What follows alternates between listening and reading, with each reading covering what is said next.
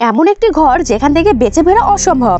এখানে মেয়েটির নতুন শিকার হতে চলেছে ঘরটির জন্য। আর এই ঘরের চাবি নিয়ে প্রথমে রুমে আসে এবং রুমটি পরিষ্কারের কাজে লেগে পড়ে এবং মেয়েটি ময়লাগুলো বাইরে ফেলছে। আর যখন রুমে আবারও আসে তখন সে দেখে রুম আবার আগের মতোই অপরিষ্কার হয়ে গিয়েছে। আর মেয়েটি প্রথমে এটিকে সাধারণ বিষয় ভাবে ইগনোর করে। আর যখন বারবার সে ঘরটা পরিষ্কার করছে আর বারবার একই ঘটনা ঘটার জন্য মেয়েটি প্রচন্ড ভয় পেয়ে যায় এবং এক পর্যায়ে তার রুমের সোফার উপরে সে ঘুমিয়ে পড়ে।